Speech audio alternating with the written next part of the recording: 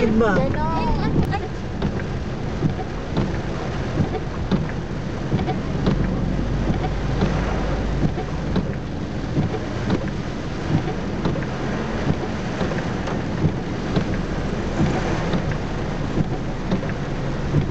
Maraming lakong kahoy. Saan? BJMP. Saan banda yun? Sa? Dating BJMP. Diyan, sa may Rizal Park. Rizal Park. May malaking kahoy dun na dali. Pero nakon yung kalsada. Hindi. Eh, yung gilid lang. Ay, yung kan, yung medyo. Makakadaan ng mga sasakyan. O, pwede ba, sir? Oo. Yung may linyang problema. Yun.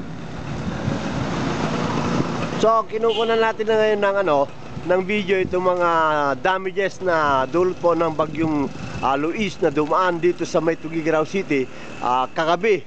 At ito na yung mga kaibigan natin na naghahakot nitong mga kalat dito sa Eskinita, no?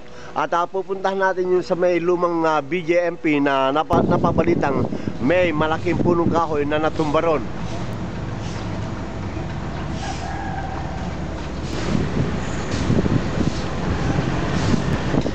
Ito ay bahagi pa rin ng mga kaganapan sa dulot po ng bagyong Luis dito pa rin sa Tugigaraw City. At makita natin na isang punong kahoy dito na tinamaan po ng naturang bagyo. At nandito na yung ating mga kababayan natin na gumagawa na ng paraan para malinis ang punong kahoy na ito. Anong iskinita po ito?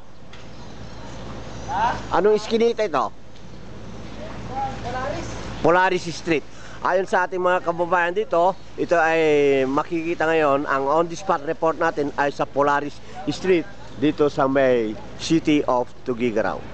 Ganito po kalakas yung bagyong Luis na dumaan kagabi dito pa rin sa lungsod ng Tugigaraw.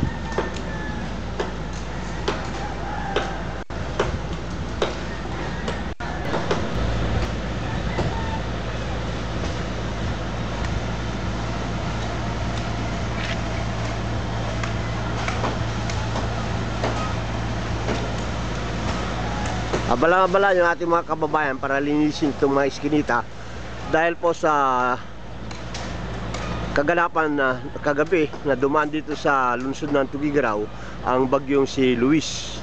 At ito nga ang naging damages. Makikita natin sa ating camera ang dulot na pinsala dito sa panulukan ng Arellano Street at Burgos Street. Makikita natin ang isang punong kahoy na nakahambalang po mismo dito sa Arellano Street.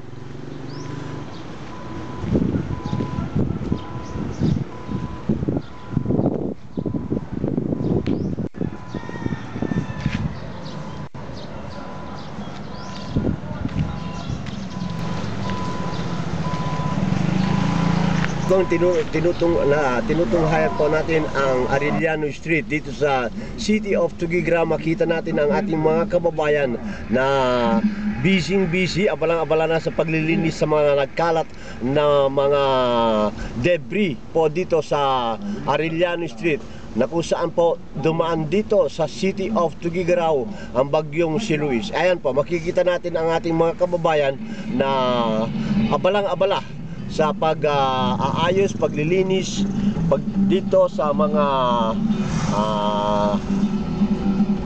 kapinsalaan na dulot po ng bagyong Luis. Tinutunghay po natin ang Arellano Street ng City of Tugigaraw. Kitang-kita natin po ang damages na dulot po ng bagyong Luis.